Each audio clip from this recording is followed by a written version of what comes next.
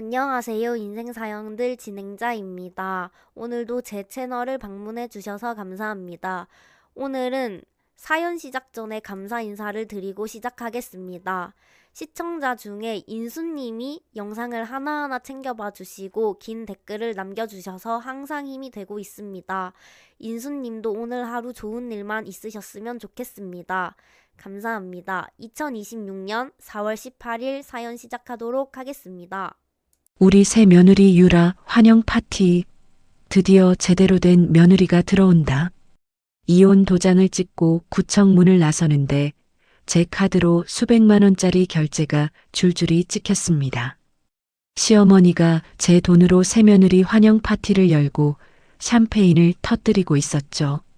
저는 어딘가로 전화를 걸었습니다. 5분 뒤 시어머니에게서 40통이 넘는 부재중 전화가 쏟아졌습니다. 저는 느긋하게 전화를 받았죠. 여보세요. 누구세요? 잘 안 들리는데요. 시어머니와 새며느리는 그날 호텔에서 무전 취식범으로 경찰에 신고당했습니다. 그런데 저들은 아직도 모릅니다. 10년 동안 걸어다니는 지갑 취급을 했던 그 며느리의 정체가 밝혀지면 어떤 일이 벌어지는지를요. 과연 이 여자의 진짜 신분은 무엇일까요? 그리고 저들이 맞이할 끝은 어디일까요?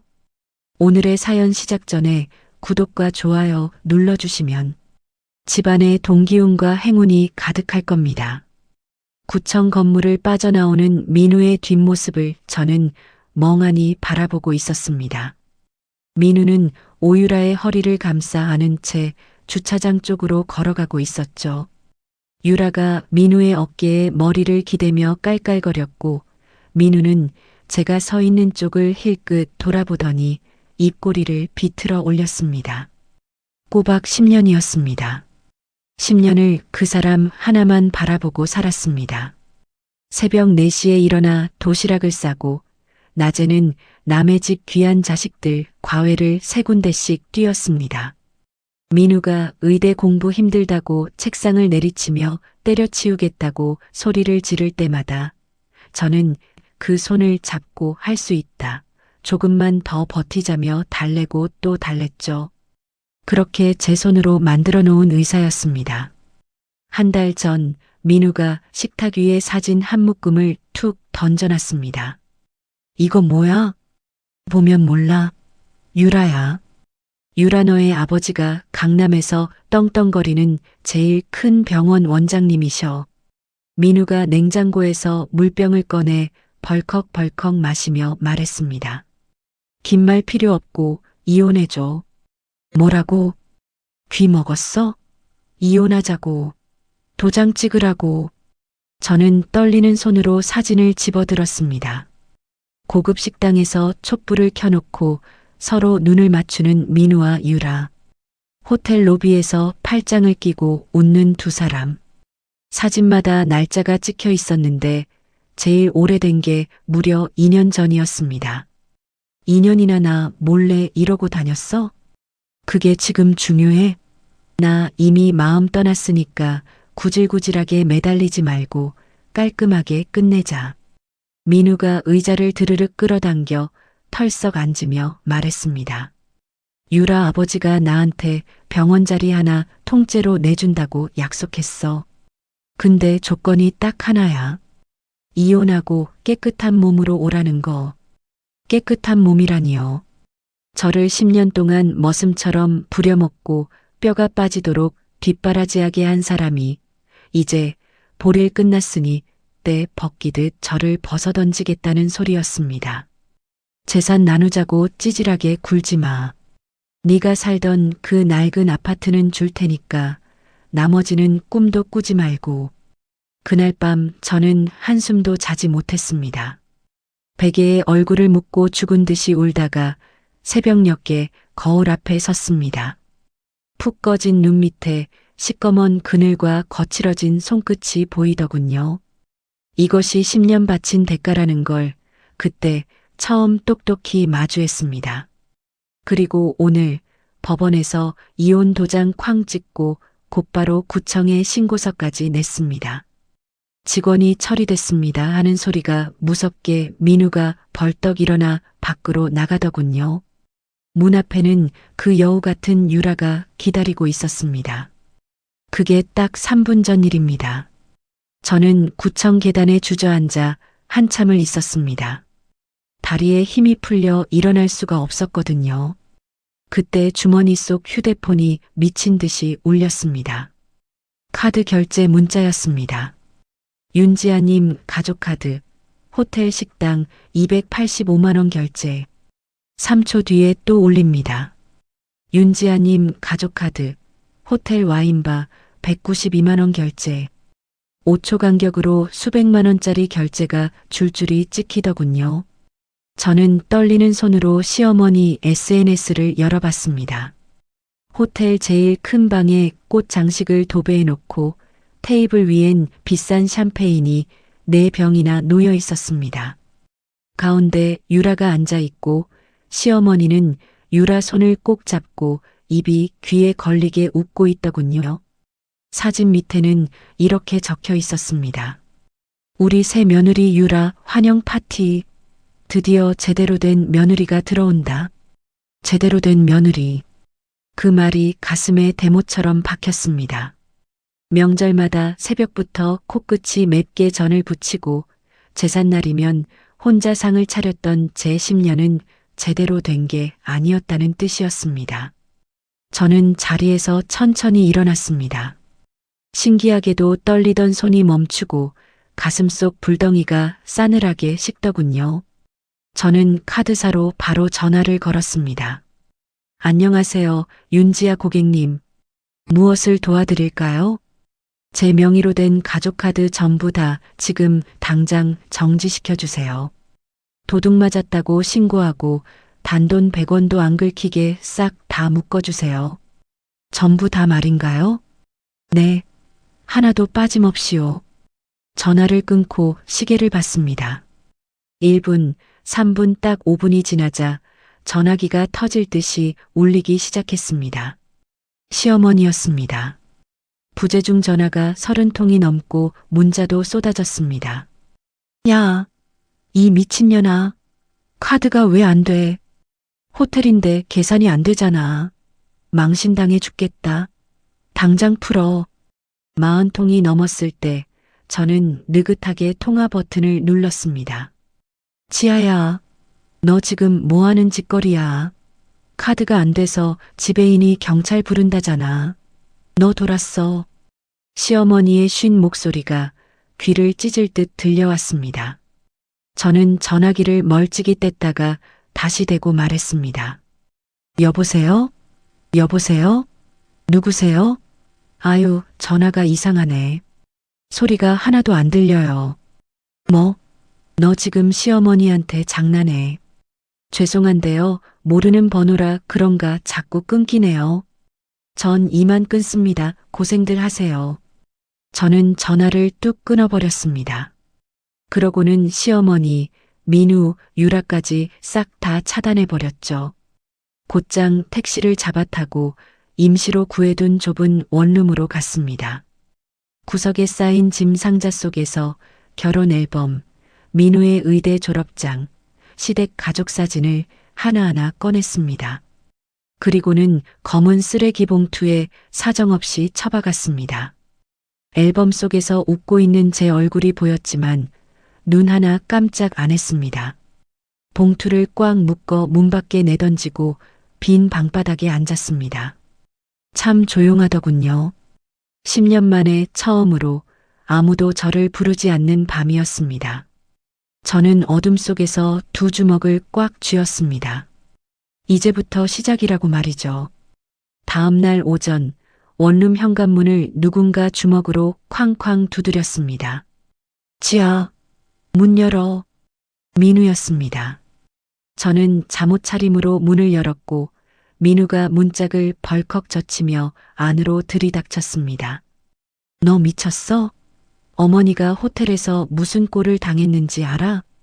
민우가 신발도 벗지 않은 채 원룸 안으로 성큼성큼 걸어 들어오며 소리를 질렀습니다. 경찰이 왔어, 경찰이. 어머니가 무전취식범 취급을 당했다고. 그래서 그게 지금 할 소리야?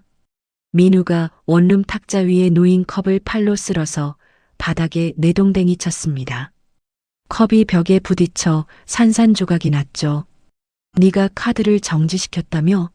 어머니 앞에서 내 체면이 다 구겨졌잖아. 저는 깨진 컵 조각을 내려다보며 대답했습니다. 내 카드야. 내 돈이고. 이혼했으니까 당연한 거 아니야? 당연해.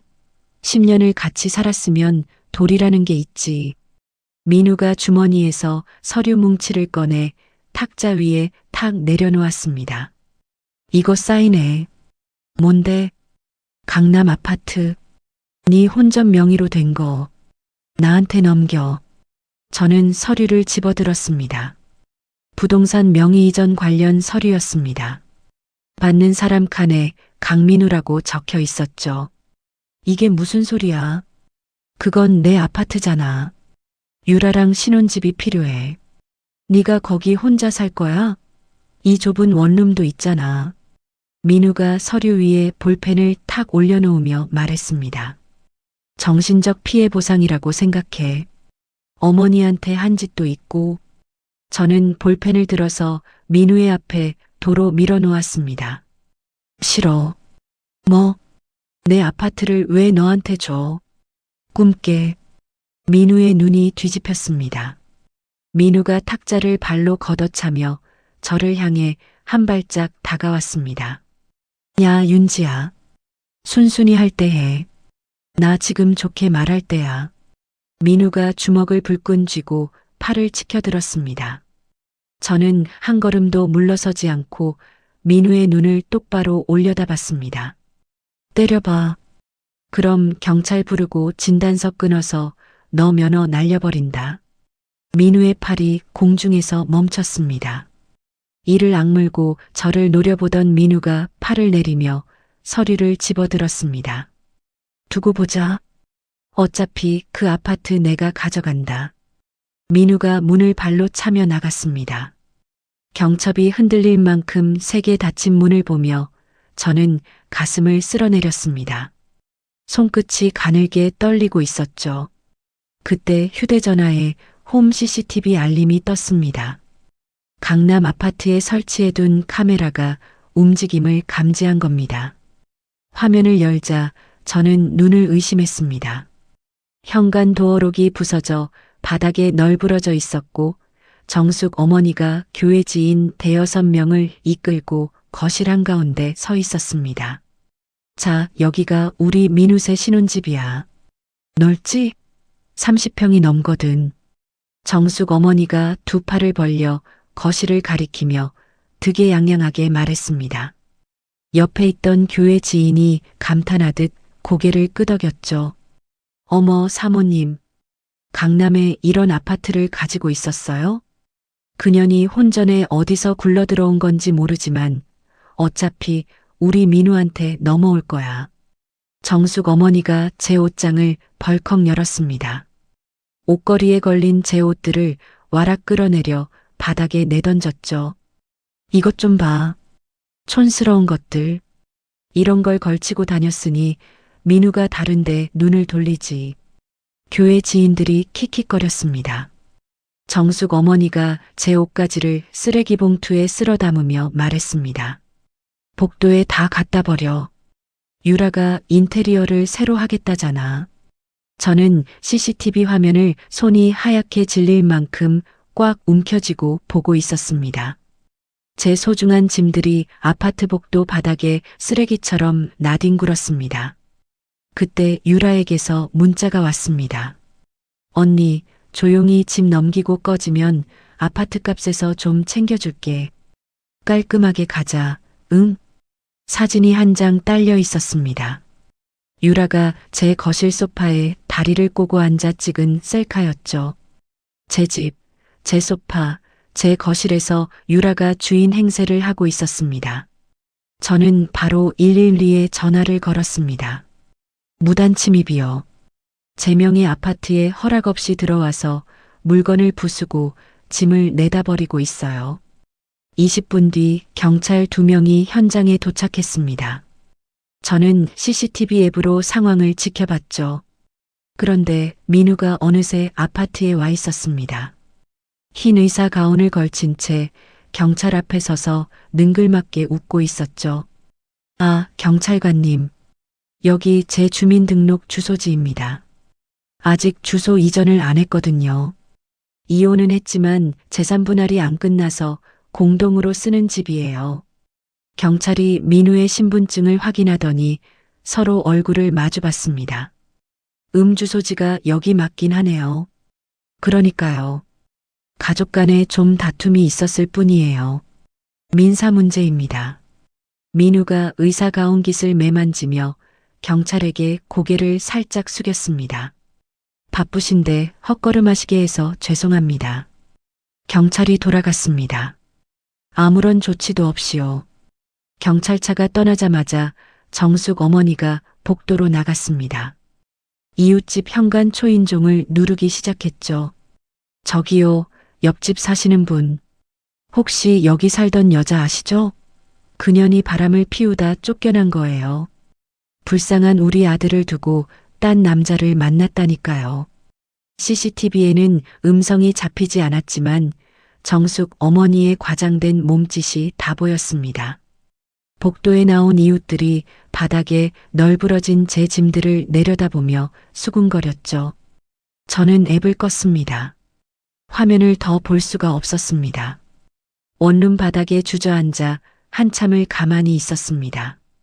가슴 속에서 끓어오르던 분노가 서서히 식어가고 있었습니다.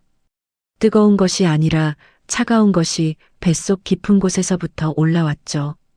저는 바닥에 널브러진 깨진 컵 조각 사이에서 휴대전화를 집어들었습니다. 연락처 맨 아래쪽으로 스크롤을 내렸습니다. 10년 동안 한 번도 누른 적 없는 번호가 거기 있었죠. 아버지, 평범하게 살겠다고, 사랑하는 사람과 소박하게 살겠다고 등을 돌렸던 사람에게 다시 손을 내미는 것이 어떤 의미인지 저는 알고 있었습니다. 하지만 복도에 쓰레기처럼 내던져진 제 옷가지들이 자꾸 눈앞에 아른거렸죠. 저는 통화 버튼을 눌렀습니다. 신호가 2번 갔을 때 전화가 연결됐습니다. 낮고 굵은 목소리가 들려왔죠. 지아냐? 아버지. 그 한마디가 전부였습니다. 목이 막혀서 더 말할 수가 없었습니다. 전화 너머로 아버지의 거친 숨소리가 들렸습니다. 한참의 침묵 끝에 아버지가 말했습니다. 어디 있어? 원룸이요. 서대문구요. 주소 보내. 사람 보낸다. 저는 아파트 복도에서 주워온 구겨진 외투를 끌어안고 택시를 기다렸습니다. 저녁 바람이 차가웠지만 떨리지는 않았습니다. 1시간 뒤 검은색 대형 세단 세대가 원룸 앞 좁은 골목에 줄지어 멈춰 섰습니다. 앞뒤 차에서 검은 정장을 입은 건장한 경호원 4명이 내려 주위를 살폈고 가운데 차 뒷문이 소리 없이 열렸습니다. 경호원 1명이 제 앞으로 다가와 정중하게 고개를 숙였습니다. 아가씨 모시겠습니다. 저는 구겨진 외투를 끌어안은 채 차에 올랐습니다. 가죽 시트에 몸을 묻히는 순간 10년 전에 등을 돌리고 나왔던 세계의 냄새가 코끝을 스쳤죠. 차가 강남을 지나 여의도 방향으로 미끄러지듯 달렸습니다. 윤태그룹 본사 건물이 보이기 시작했을 때 저는 무릎 위에 올린 2 손을 가만히 내려다봤습니다. 과외를 뛰고 설거지를 하고 빨래를 널었던 손이었죠. 지하 주차장으로 들어간 차가 전용 엘리베이터 앞에 섰습니다. 경호원들이 양옆에 서서 저를 에워쌌고 엘리베이터가 최상층까지 단숨에 올라갔습니다. 회장실 문이 열렸습니다. 통유리창 너머로 서울 시내가 한눈에 내려다 보였고 넓은 방 한가운데 참나무 책상 앞에 아버지가 서 계셨습니다. 흰 머리카락이 10년 전보다 훨씬 많아져 있었습니다. 깊게 팬 주름 사이로 아버지의 눈이 저를 보고 있었죠. 저는 문 앞에 선 채 한 발짝도 떼지 못했습니다. 10년 전 의대생 민우와 결혼하겠다고 했을 때 아버지의 얼굴이 떠올랐습니다. 그 빈털터리 녀석이랑 살겠다고? 내 딸이 왜 고생을 사서 해? 아버지, 저는 그 사람이 좋아요. 돈 말고 제 힘으로 살아보고 싶어요. 나가. 그러고 싶으면 나가서 실컷 해봐라. 대신 다시는 이 문 들어올 생각 마라. 그날 아버지는 저를 등 뒤에서 부르지 않았습니다. 저도 뒤돌아보지 않았죠.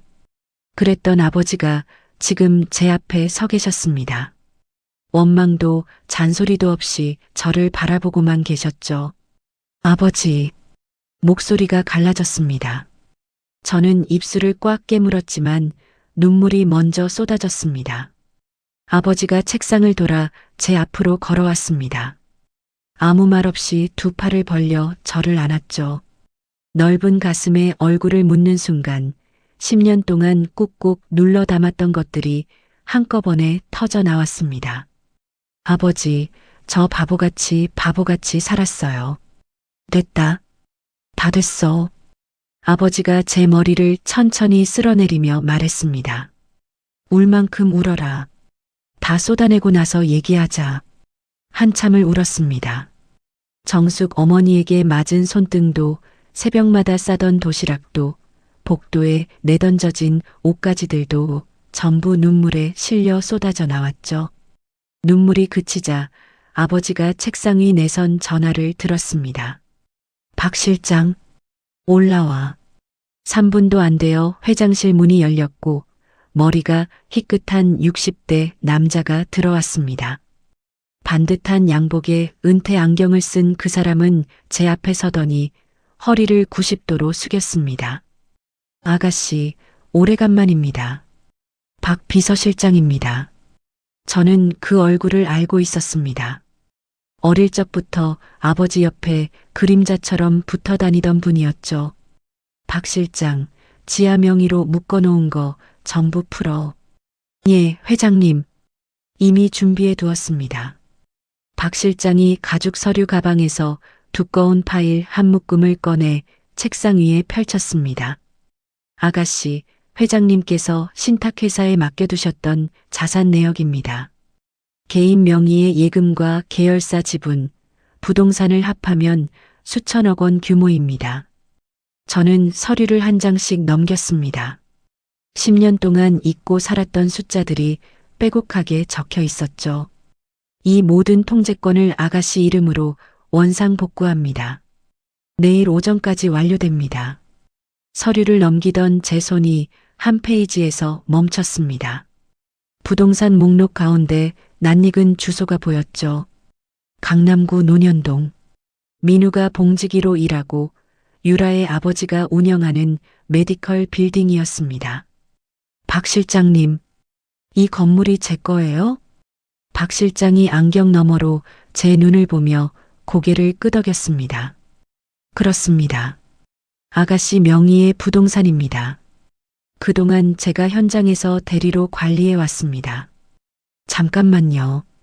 그러면 혹시 민우랑 유라 아버지가 명절마다 찾아가서 인사하던 건물주 어르신이?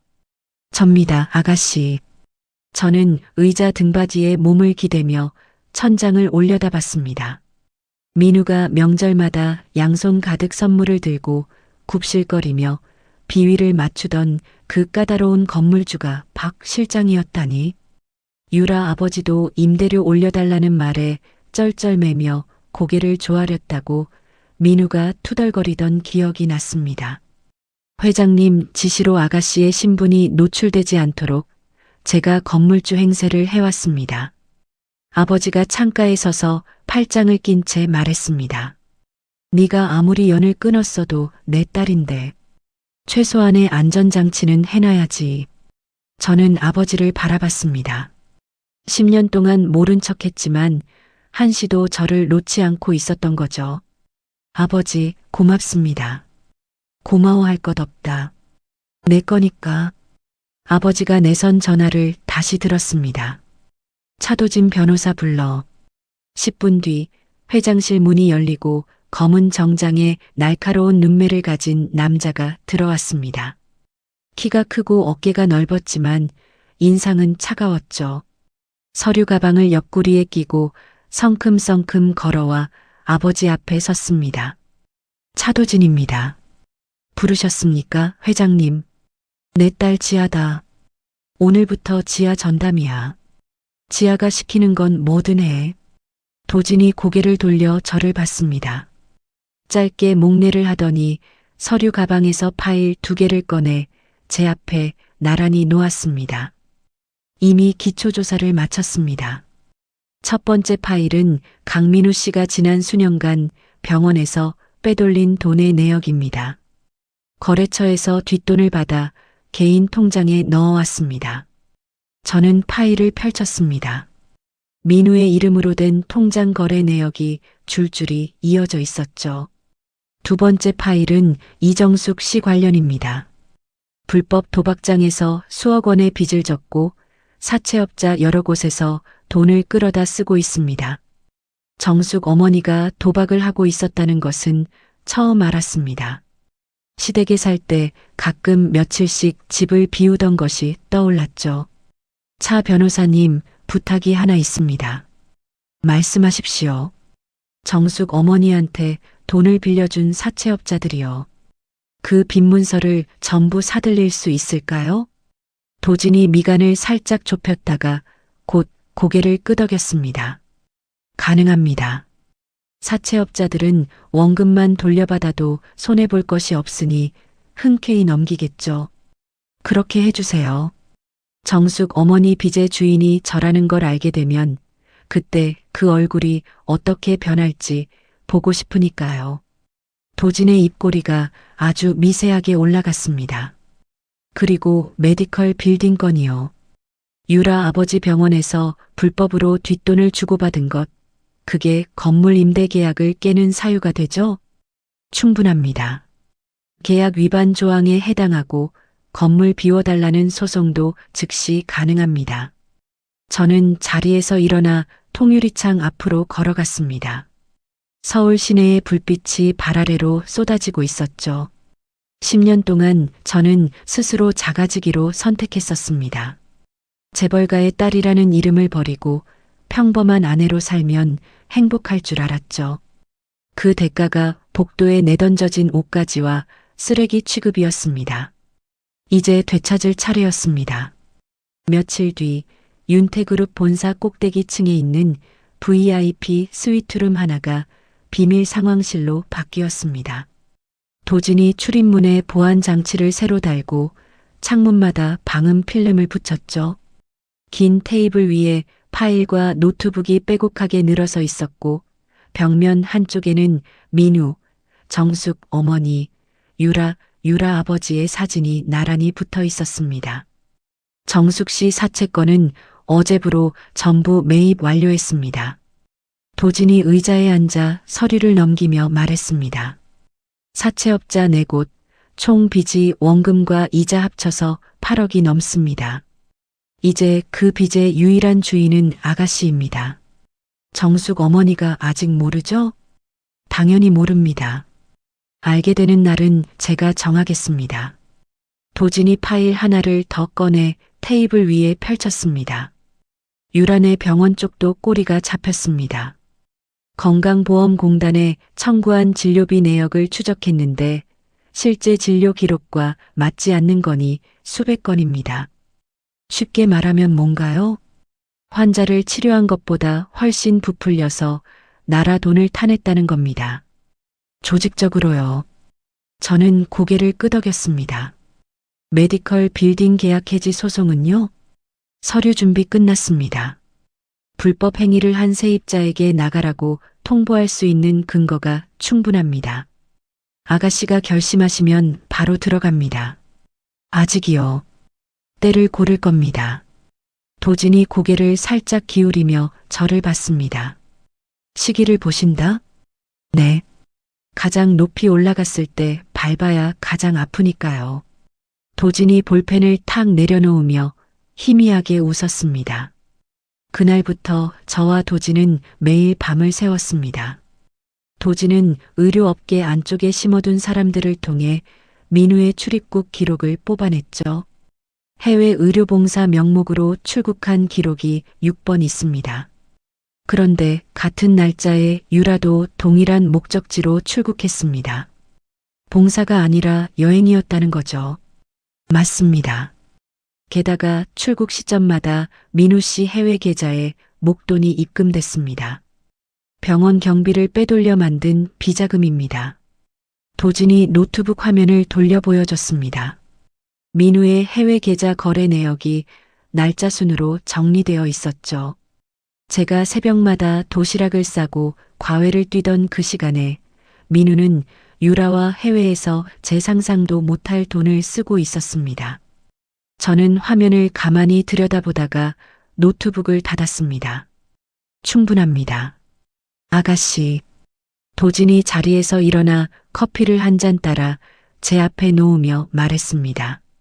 제가 이 일을 맡으면서 한 가지 궁금한 게 있었습니다. 뭔데요? 수천억 원의 자산을 가진 분이 왜 10년 동안 그 사람들한테 당하며 살았는지요. 저는 커피잔을 두 손으로 감싸 쥐었습니다. 사랑했으니까요. 바보같이. 도진이 아무 말 없이 고개를 끄덕이고 자기 자리로 돌아갔습니다. 그 이후로 도진은 다시는 그 질문을 꺼내지 않았죠. 그 무렵 민우와 유라의 청첩장이 돌기 시작했습니다. 최고급 호텔 대연회장을 통째로 빌린 초호화 결혼식이었죠. 도진이 청첩장 한 장을 상황실 테이블 위에 톡 던졌습니다. 하객 명단을 입수했습니다.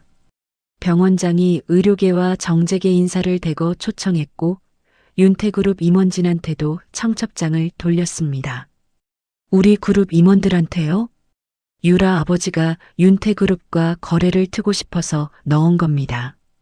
메디컬 빌딩 건물주가 우리 그룹 사람인 줄은 꿈에도 모르면서 저는 청첩장을 집어들었습니다. 금박으로 찍힌 민우와 유라의 이름이 나란히 적혀 있었죠. 차 변호사님, 저 이 결혼식에 갈 겁니다. 도진이 볼펜을 돌리던 손을 멈추고 저를 봤습니다. 참석하신다고요? 네. 윤태그룹 본부장 자격으로요. 정식 하객으로 회신 보내주세요. 도진이 3초쯤 저를 바라보다가 고개를 끄덕였습니다. 알겠습니다. 그날 제가 필요한 것들을 준비해 두겠습니다. 도진은 곧바로 움직이기 시작했습니다. 의료업계 안쪽 게시판과 정재계 소식지에 익명의 글이 하나둘 올라오기 시작했죠. 강남 유명 병원 불륜 의사를 사위로 맡는다? 의료사고를 돈으로 덮은 병원장의 실체. 글이 퍼지자 유란의 병원의 BVIP 고객들이 하나둘 진료 예약을 취소하기 시작했습니다. 병원 매출이 눈에 띄게 줄었고 유라 아버지가 직원들을 불러 모아 소문의 출처를 찾으라고 호통을 쳤다는 소식이 들어왔죠. 민우도 불안했는지 병원 직원들을 붙잡고 누가 글을 올렸냐며 따져 물었지만 아무도 답을 내놓지 못했습니다. 쥐도 새도 모르게 뿌려놨습니다. 출처 추적은 불가능합니다. 도진이 노트북을 닫으며 담담하게 말했습니다.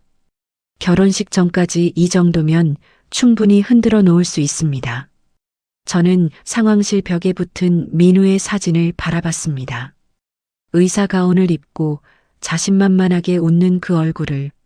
결혼식 일주일 전 저는 청담동의 한 숍 앞에 섰습니다. 도진이 미리 연락을 해두었는지 매장 문이 열리자마자 직원들이 일렬로 서서 저를 맞았죠. 오늘 매장 전체를 아가씨 전용으로 비워두었습니다. 저는 거울 앞에 섰습니다. 헝클어진 머리카락, 수수한 얼굴, 10년간 돌보지 않았던 몸. 그 모든 것을 벗어던질 시간이었죠. 머리를 자르고 옷을 바꾸고 구두를 골랐습니다. 거울 속에 다른 사람이 서 있었습니다. 시댁에서 앞치마를 두르고 전을 붙이던 윤지아는 어디에도 없었죠. 검은 재킷에 날카로운 눈매. 거울 속에 저와 눈이 마주쳤을 때 입꼬리가 천천히 올라갔습니다. 민우와 유라의 결혼식 당일 호텔 대연회장 앞은 들뜬 하객들로 가득했습니다.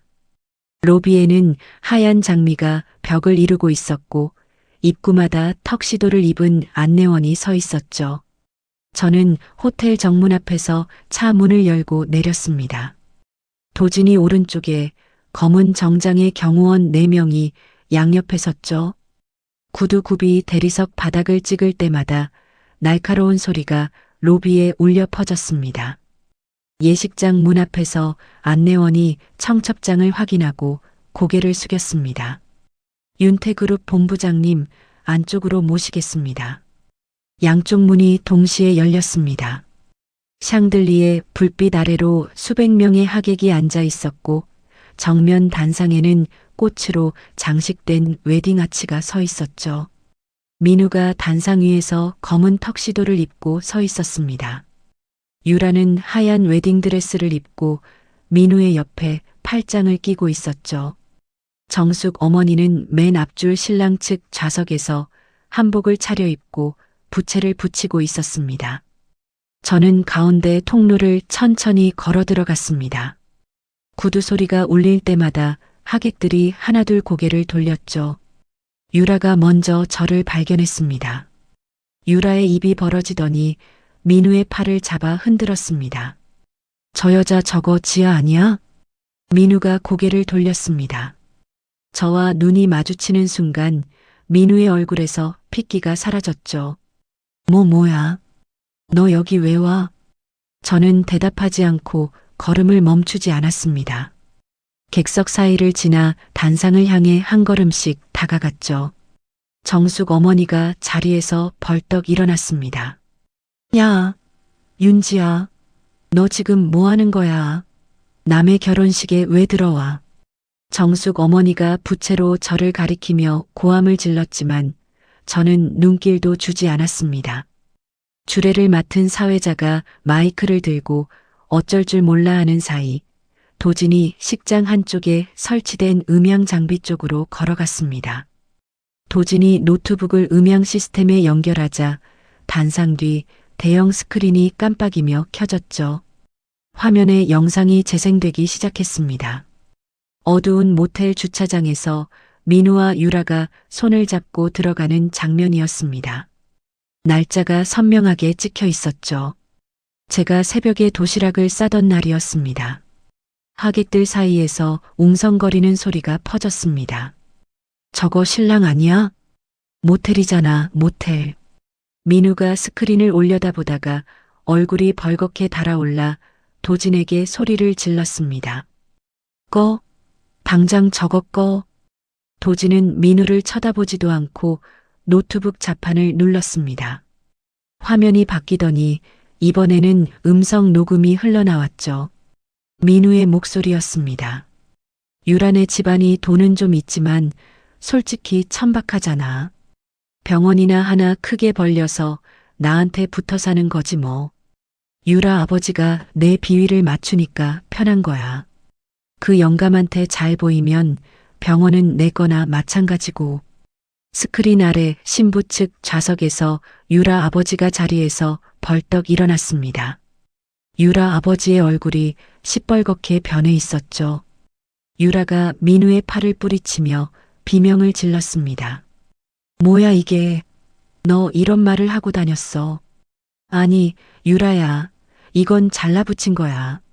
조작이라고. 민우가 두 손을 내저으며 유라에게 매달렸지만 유라는 드레스 자락을 움켜쥐고 한 발짝 물러섰습니다. 저는 단상 위로 올라갔습니다. 마이크를 집어들고 하객들을 천천히 둘러봤죠. 수백 개의 눈이 저를 향하고 있었습니다. 반갑습니다. 윤태그룹 본부장 윤지아입니다. 객석 여기저기서 윤태그룹이라는 이름의 술렁임이 일었습니다. 혹시 이 건물 주인이 누구인지 아시는 분 계십니까? 저는 유라 아버지를 똑바로 바라보며 말했습니다. 유라 아버지, 병원장님, 매달 임대료를 내시던 그 깐깐한 건물주 어르신 기억하시죠? 유라 아버지가 주먹을 불끈 쥐며 저를 노려봤습니다. 그분은 제 비서입니다. 건물 진짜 주인은 저예요. 식장이 얼어붙었습니다. 유라 아버지의 입이 벌어졌다 닫혔다를 반복했죠. 저는 도진에게 고개를 끄덕였습니다. 도진이 서류 봉투를 가져와 제 손에 쥐어줬죠. 저는 그 봉투에서 서류를 꺼내 유라 아버지의 발밑으로 던졌습니다.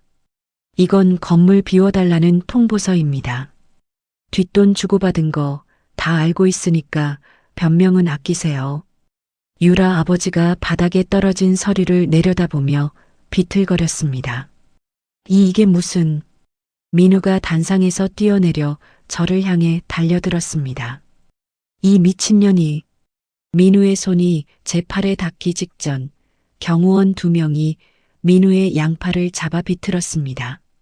민우가 무릎부터 바닥에 꿇어앉으며 신음을 흘렸죠. 으악, 나라고. 객석에서 정숙 어머니가 거품을 물고 달려나왔습니다. 우리 민우한테 뭔 짓이야? 이년아.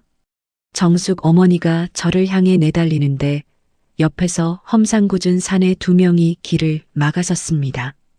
저는 사채업자들을 미리 대기시켜 두었죠. 이정숙 씨, 오래간만이네요. 도박장 빚 8억, 이자 포함하면 10억이 넘는데 오늘 갚으실 겁니까? 정숙 어머니의 얼굴이 하얗게 질렸습니다.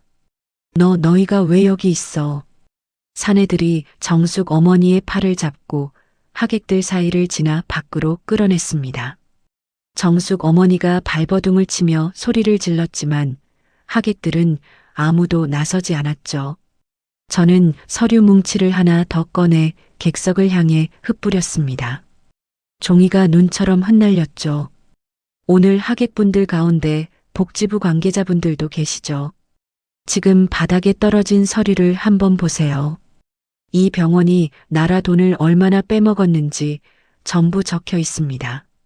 복지부 관계자로 보이는 중년 남자 둘이 바닥에 서류를 집어들더니 얼굴이 굳었습니다. 유라가 드레스 자락을 밟으며 민우에게 다가갔습니다. 유라의 손이 민우의 뺨을 향해 날아갔죠.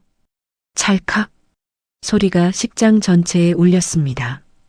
이 쓰레기 같은 사기꾼, 나한테 이럴 수가 있어.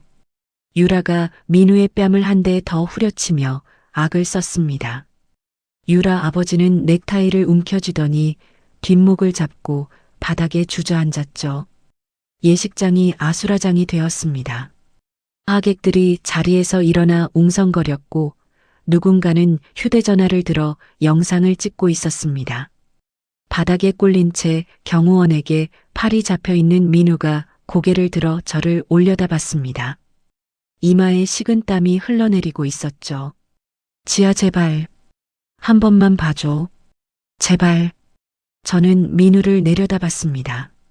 한때 이 사람의 손을 잡고 할 수 있다고 말해주던 제가 있었죠. 그때의 저는 진짜로 죽었습니다. 이건 예고편이야. 진짜 지옥은 지금부터 시작이니까 기대해. 저는 마이크를 단상 위에 내려놓고 돌아섰습니다. 도진이 제 옆으로 다가와 나란히 걸었죠. 비명과 고함이 뒤섞인 예식장을 등지고 정문을 나서는데 밖에서 햇빛이 쏟아졌습니다. 저는 한 번도 뒤돌아보지 않았습니다. 결혼식장 사건이 터진 지 한 달이 지났습니다. 그 사이 유란의 병원은 환자가 반 넘게 줄었고 민우는 병원에서 쫓겨나 빈둥거리고 있다는 소식이 들어왔죠. 그날 오전 도진이 상황실 문을 열고 들어오며 표정이 평소와 달랐습니다. 입술을 꽉 다물고 있었죠. 아가씨, 좋지 않은 움직임이 포착됐습니다. 무슨 일이에요? 유라 아버지가 아가씨의 숙부, 최 부회장과 접촉하고 있습니다. 저는 커피잔을 내려놓았습니다. 최 부회장, 아버지의 동생이자 윤태그룹 안에서 아버지의 자리를 호시탐탐 노려온 사람이었죠. 언제부터요? 결혼식 사건 직후부터입니다. 유라 아버지가 먼저 손을 내밀었고 최 부회장이 받은 겁니다. 도진이 테이블 위에 사진 한 장을 올려놓았습니다. 강남의 한 고급 요정에서 유라 아버지와 최 부회장이 마주 앉아 있는 사진이었죠. 병원을 잃게 생긴 유라 아버지가 아가씨를 끌어내리겠다고 최 부회장한테 매달린 겁니다. 저는 사진을 들여다봤습니다. 최 부회장의 얼굴에 떠오른 웃음이 보였죠. 먹잇감을 발견한 사람의 표정이었습니다. 그로부터 일주일 뒤 아침 7시에 초인종이 울렸습니다. 문을 열자 검찰 수사관 8명이 서 있었죠. 윤지아 씨, 윤태그룹 자금 횡령 혐의로 압수수색 영장이 발부되었습니다. 수사관들이 밀물처럼 들어와 서재의 서류를 쓸어갔습니다. 노트북 외장하드, 파일함. 손이 닿는 것은 전부 상자에 담았죠. 같은 시각 윤태그룹 본사에도 수사관들이 들이닥쳤습니다. 비서실 직원이 떨리는 목소리로 전화를 걸어왔죠. 본부장님, 본사도 압수수색 중입니다. 회장님, 비서실까지 전부요. 저는 전화를 끊고 도진에게 연락했습니다. 차 변호사님, 뉴스 보셨어요? 지금 확인하고 있습니다. 도진의 목소리가 낮게 가라앉아 있었죠. 가짜 장부입니다. 아가씨가 메디컬 빌딩을 관리하면서 그룹 비자금을 횡령했다는 내용으로 꾸며져 있습니다. 최 부회장 쪽에서 만든 겁니다. 증거는요? 교묘합니다. 실제 거래 내역에 가짜 숫자를 섞어놨습니다. 한눈에 구별하기 어렵게 만들었죠. 점심때가 되자 뉴스가 터졌습니다. 윤태그룹 후계자, 수백억대 횡령 의혹, 검찰 전격 수사. 기사 제목이 모든 포털 사이트 첫 화면을 도배했습니다. 윤태그룹 주가가 장이 열리자마자 곤두박질 쳤죠. 최 부회장은 이 틈을 놓치지 않았습니다. 그날 오후 긴급 이사회 소집을 요구했죠. 회사가 이 지경이 된 것은 검증되지 않은 사람을 본부장에 앉힌 탓입니다. 윤지아 본부장 해임안과 윤 회장의 대표이사 직무 정지안을 상정합니다. 최 부회장의 목소리가 녹음 파일로 전해져 왔습니다. 도진이 이사회 안에 심어둔 사람이 실시간으로 보내준 것이었죠. 그 다음 날 더 나쁜 소식이 왔습니다. 민우가 검찰에 출석했습니다. 도진이 상황실로 뛰어들어오며 말했습니다. 유라 아버지가 민우를 꼬드긴 겁니다. 결혼 생활 중에 아가씨가 회사 돈을 빼돌리는 걸 직접 목격했다고 거짓 진술을 했습니다. 저는 테이블 위에 두 손을 짚었습니다. 손가락 끝이 하얗게 질릴 만큼 힘이 들어갔죠. 그날 저녁 모르는 번호로 전화가 왔습니다. 나야, 지아. 민우였습니다. 네가 가진 메디컬 빌딩 있잖아. 그거 유라한테 넘기고 50억을 쥐어주면 내가 검찰에 가서 말 바꿔줄 수 있어. 민우의 목소리에는 비열한 여유가 묻어 있었습니다. 네가 아무리 재벌 딸이어도 검찰 수사를 이기기는 힘들걸. 감방 가기 싫으면 나한테 잘해. 저는 전화기를 귀에서 떼고 화면을 내려다봤습니다. 통화 녹음 표시 등이 빨갛게 깜빡이고 있었죠. 생각해 볼게. 저는 그 한마디만 하고 전화를 끊었습니다. 다음 날 새벽 아버지가 쓰러졌습니다. 비서실에서 급하게 전화가 왔죠. 회장님께서 의식을 잃으셨습니다. 지금 중환자실로 옮기는 중입니다. 병원에 도착했을 때 아버지는 산소 마스크를 쓰고 누워 계셨습니다. 심장 모니터가 규칙적으로 소리를 냈지만 아버지의 얼굴은 종이장처럼 하얘져 있었죠. 저는 아버지의 손을 잡았습니다. 거칠고 마른 손이었습니다. 평생을 바쳐 일군 회사가 제 복수 때문에 흔들리고 있다는 것을 아버지가 알고 계셨던 거죠. 아버지, 죄송합니다. 제가 반드시 바로잡을게요. 대답은 없었습니다. 심장 모니터 소리만 중환자실에 울렸죠. 병원을 나서자 도진이 복도에서 기다리고 있었습니다. 아가씨, 이사회 결과가 나왔습니다. 임원 과반수가 최 부회장 편으로 돌아섰습니다. 해임한 표결이 다음 주로 잡혔습니다. 그룹 임원들도요? 제 편이라고 했던 사람들이 전부 등을 돌렸습니다. 저는 병원 복도 창밖을 바라봤습니다. 밤하늘에 별 하나 보이지 않았죠. 그날부터 검찰 조사가 시작됐습니다. 차가운 조사실에서 수사관 3명이 돌아가며 같은 질문을 반복했죠. 윤지아 씨, 이 계좌에서 빠져나간 돈의 행방을 설명해 주십시오. 그 장부는 조작된 겁니다. 증거가 있습니까? 지금은 없습니다. 하지만 반드시 찾겠습니다. 수사관이 콧방귀를 뀌었습니다. 저는 조사실 의자에 등을 기대고 천장을 올려다봤죠. 조사가 끝나고 건물을 나섰을 때 밖에서 취재진의 카메라 플래시가 터졌습니다. 기자들이 마이크를 들이밀며 소리를 질렀죠. 윤 본부장님, 횡령 혐의 인정하십니까? 회장님, 병세는 어떻습니까? 경호원들이 길을 열어주었고 저는 고개를 숙이지 않고 정면을 보며 걸었습니다.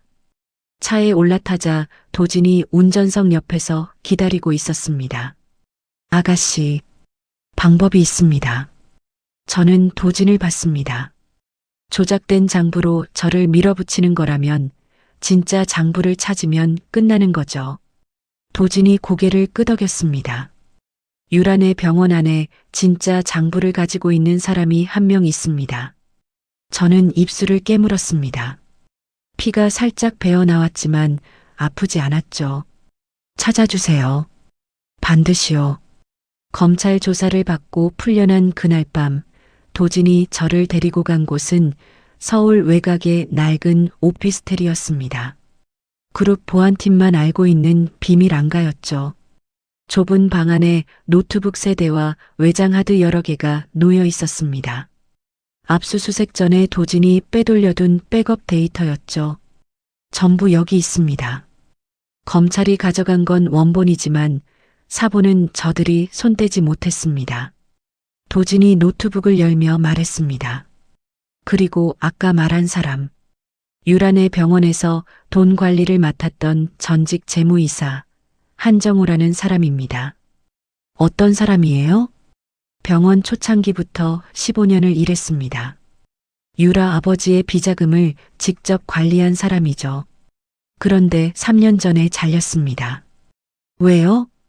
한정우 씨가 뒷돈 규모가 너무 커졌다고 그만하자고 했더니 유라 아버지가 배신자라며 하루아침에 내쫓았습니다. 퇴직금도 안 줬고요. 도진이 노트북 화면에 한정우의 사진을 띄웠습니다. 50대 중반의 마른 남자였죠. 눈 밑에 그늘이 짙게 깔려 있었습니다. 지금 어디 있어요? 경기도 외곽에서 작은 식당을 하고 있습니다. 제가 내일 직접 찾아가겠습니다. 저도 같이 갈게요. 도진이 고개를 저었습니다. 아가씨가 가시면 눈에 띕니다. 제가 혼자 가는 게 낫습니다. 아니요. 제가 직접 가야 해요. 그 사람 입장에서 생각해 보세요. 변호사가 찾아와서 증거를 내놓으라고 하면 겁부터 나겠죠. 같은 처지에 있는 사람이 가야 마음을 열어요. 도진이 잠시 저를 바라보다가 고개를 끄덕였습니다. 다음 날 오후 저와 도진은 경기도 외곽의 작은 마을에 도착했습니다. 좁은 골목 끝에 허름한 식당이 하나 있었죠. 간판 글씨가 반쯤 벗겨져 있었습니다. 문을 열자 카운터 뒤에서 한정우가 행주로 그릇을 닦고 있었습니다. 사진보다 더 마르고 지쳐 보였죠. 한정우가 고개를 들었다가 도진의 명함을 보고 눈이 흔들렸습니다. 변호사님이 왜 이런 데까지? 한정우 씨, 잠깐 앉아서 이야기할 수 있을까요? 도진이 조용히 말했고 한정우가 고개를 저으며 손사래를 쳤습니다. 아닙니다. 저는 아무것도 몰라요. 돌아가 주세요. 한정우가 뒷걸음질을 쳤습니다. 저는 한 발짝 앞으로 나가며 말했습니다.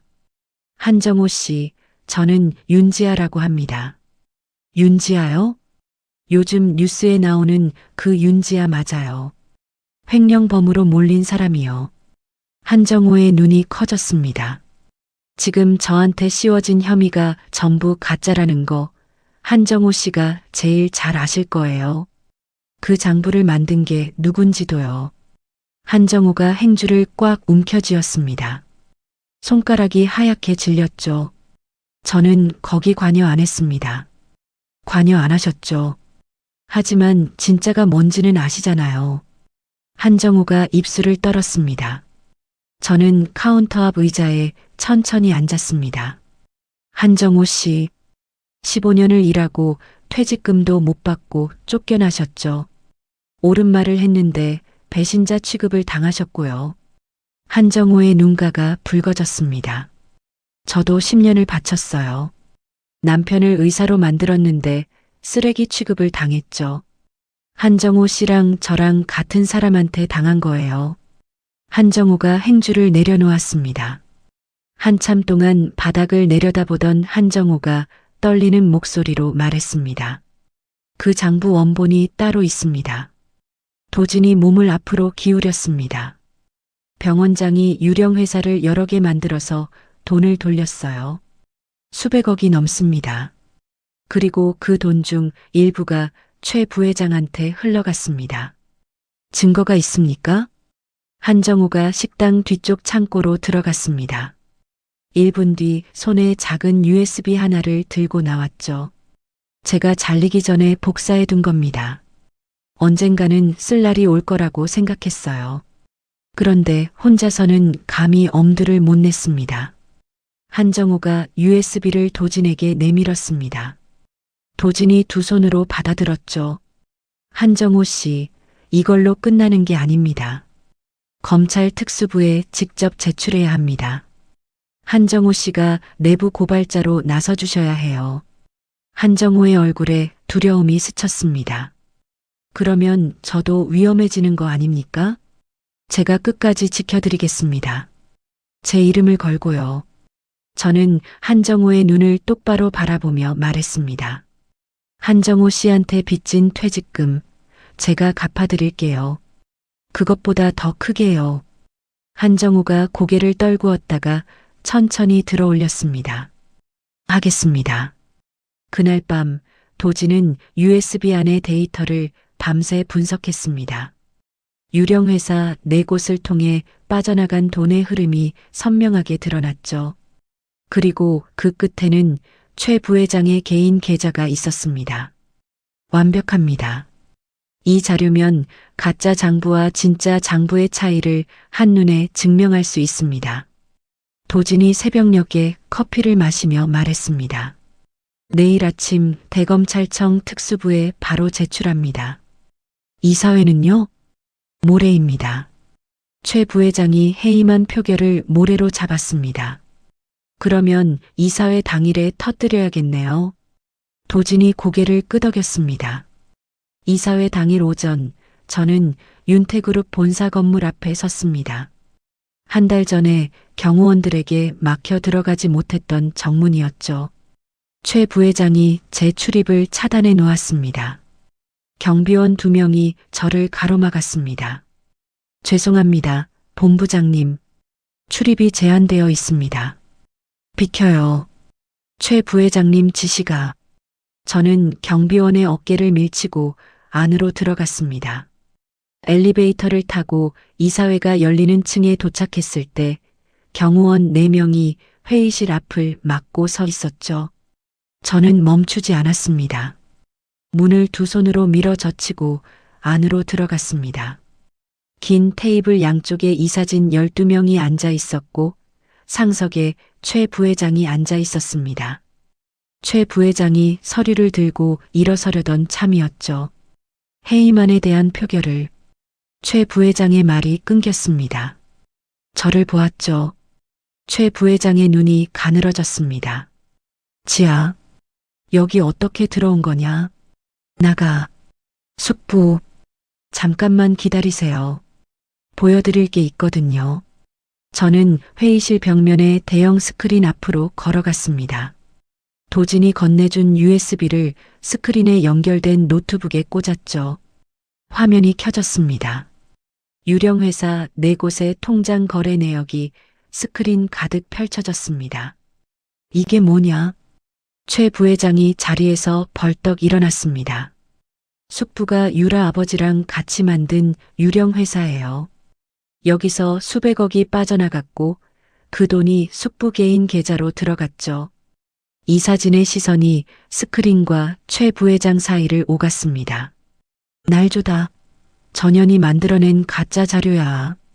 최 부회장이 테이블을 주먹으로 내리치며 소리를 질렀습니다. 그 순간 회의실 문이 다시 열렸습니다. 검찰 특수부 수사관 6명이 줄지어 들어왔죠. 맨 앞에 수사관이 최 부회장 앞에 서며 신분증을 내밀었습니다. 최 부회장님, 비자금 조성 및 증거 위조 혐의로 긴급 체포합니다. 최 부회장의 얼굴이 허옇게 변했습니다. 뭐라고? 이게 무슨 짓이야? 그리고 이번 수사를 지휘한 김 부장 검사는 유착 혐의로 직위 해제되었습니다. 수사관 2명이 최 부회장의 양팔을 잡았습니다. 최 부회장이 발버둥을 치며 이사진을 돌아봤죠. 야, 너희들이 가만히 앉아서 보고만 있을 거야. 나를 도와. 아무도 대답하지 않았습니다. 한 달 전에 최 부회장 편으로 돌아섰던 이사들이 고개를 숙이고 테이블만 내려다보고 있었죠. 최 부회장이 끌려나가며 저를 돌아봤습니다. 윤지아, 이 은혜를 모르는 년아. 네가 이러면 끝까지 간다. 저는 최 부회장을 똑바로 바라보며 입을 열었습니다. 숙부, 끝까지 가는 건 저예요. 수사관들이 최 부회장을 회의실 밖으로 데리고 나갔습니다. 복도에서 최 부회장의 고함 소리가 점점 멀어졌죠. 저는 이 사진을 천천히 둘러봤습니다. 아버지가 쓰러진 틈을 타서 회사를 집어삼키려 한 사람이 누구였는지 다들 보셨죠. 그리고 그 사람 편에 줄을 섰던 분들도 여기 앉아 계시고요. 이사들의 얼굴이 굳었습니다. 다시는 이런 일이 없을 거라고 믿겠습니다. 회의실이 조용해졌습니다. 저는 스크린을 끄고 자리에 앉았죠. 그날 저녁 민우가 50억을 요구하며 협박했던 통화 녹음이 주요 방송사 뉴스에 일제히 보도됐습니다. 민우의 목소리가 전국에 울려 퍼졌죠. 감방 가기 싫으면 나한테 잘해. 다음 날 아침 병원에서 전화가 왔습니다. 본부장님, 회장님께서 의식을 회복하셨습니다. 저는 병실로 달려갔습니다. 아버지가 베개에 머리를 기댄 채 눈을 뜨고 계셨죠. 아버지, 됐냐? 네, 다 됐어요. 아버지가 제 손을 꼭 쥐었습니다. 힘은 약했지만 따뜻했죠. 그 주 금요일 윤태그룹의 주가가 반등하기 시작했습니다. 이사회는 만장일치로 저를 그룹의 단독 후계자로 인정했죠. 6개월이 흘렀습니다. 민우의 재판이 끝났다는 소식을 도진이 전해줬습니다. 의사면허 영구 취소, 횡령, 사기, 위증 전부 유죄, 법정 최고형이 나왔습니다. 저는 서류를 내려다보며 아무 말도 하지 않았습니다. 10년을 바친 사람의 끝이 종이 한 장으로 정리되어 있었죠. 유라 아버지와 최 부회장도 나란히 중형을 선고받고 구속됐습니다. 유라는 아버지가 잡혀가고 병원이 문을 닫으면서 빚더미에 깔렸죠. 한때 제 거실 소파에 다리를 꼬고 앉아 셀카를 찍던 사람의 이름은 이제 어디에서도 찾아볼 수 없었습니다. 정숙 어머니는 집에서 쫓겨났습니다. 제가 매입한 사채 빚의 이자가 눈덩이처럼 불어났고 갚을 길이 없었죠. 시장통에서 허드렛 일을 하며 하루하루를 버티고 있다는 소식이 들려왔습니다. 채권 추심원들이 매일 찾아온다고도 했죠. 어느 날 오후 저는 교도소 면회실에 앉아 있었습니다. 두꺼운 유리병 너머로 민우가 나타났습니다.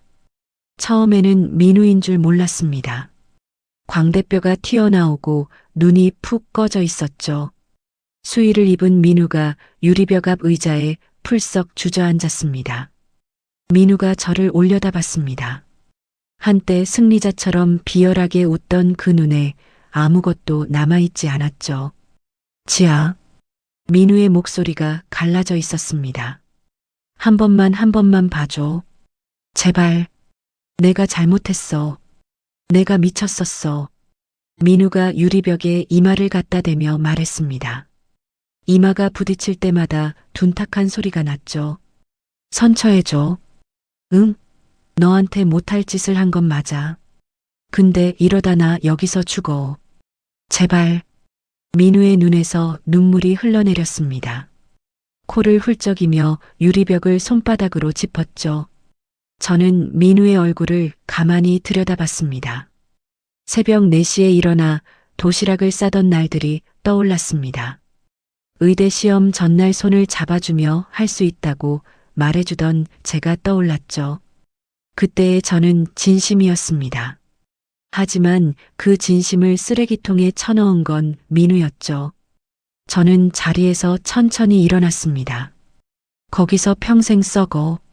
민우의 눈이 커졌습니다. 지아, 가지마.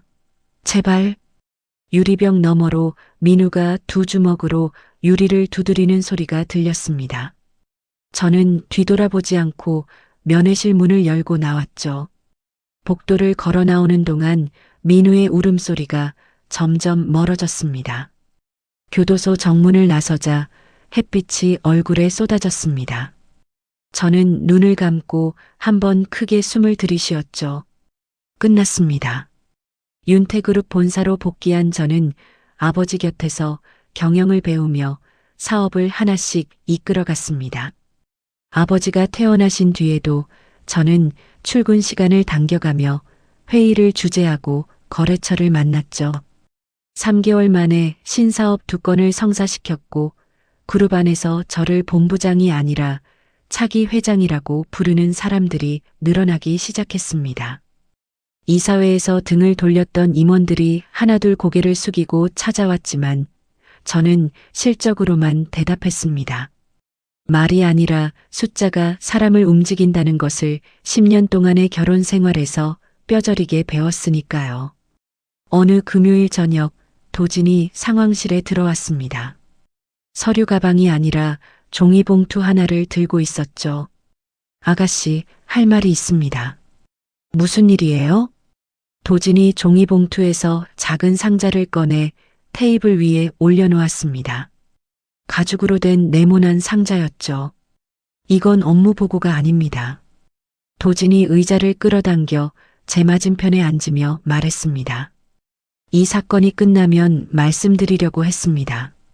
아가씨 옆에서 같이 밤을 새우고 같이 뛰어다니고 같이 싸우면서 도진이 잠시 말을 끊었습니다.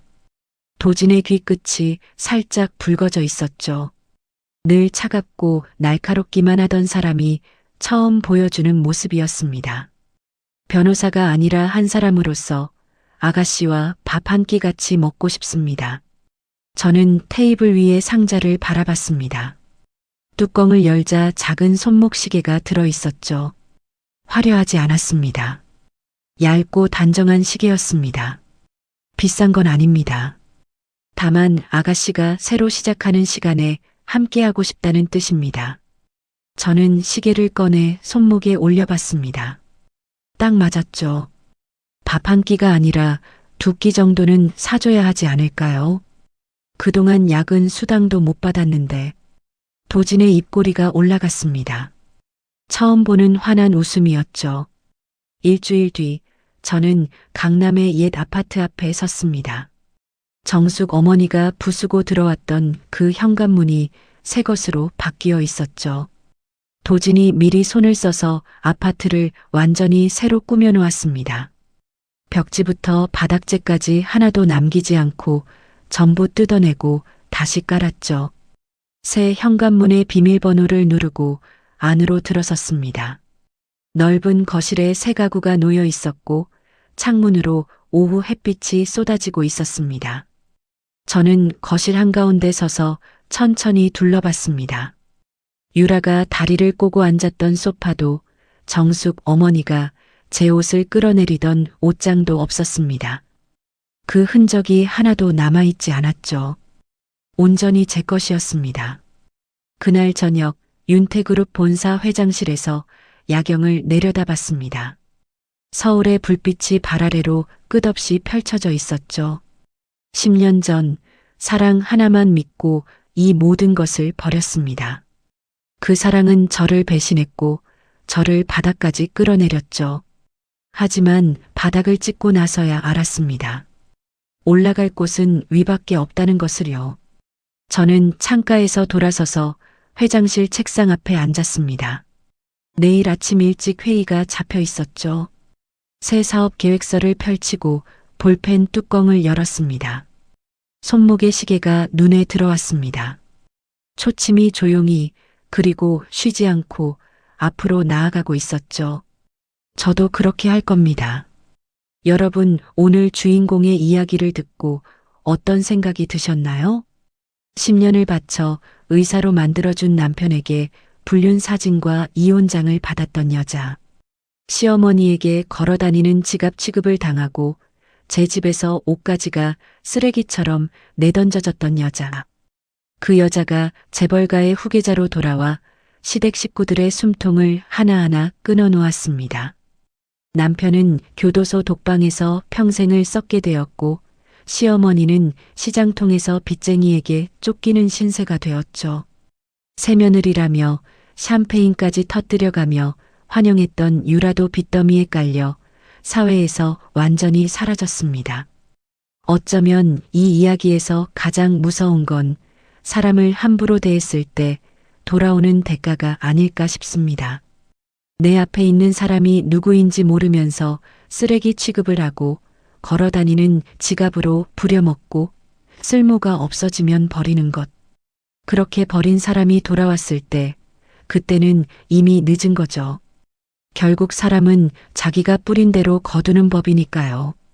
이야기를 끝까지 들어주신 분이 계시다면 잘 들었다고 댓글 하나만 남겨주세요.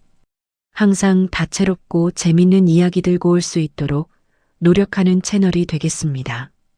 항상 좋은 일만 가득하시길 바랍니다. 오늘의 사연도 끝까지 들어주신 시청자 여러분 감사합니다. 항상 다채로운 이야기, 재밌는 이야기 들고 올 수 있도록 노력하는 인생 사연들이 되겠습니다. 오늘 하루도 무탈하고 행복한 하루 보내세요.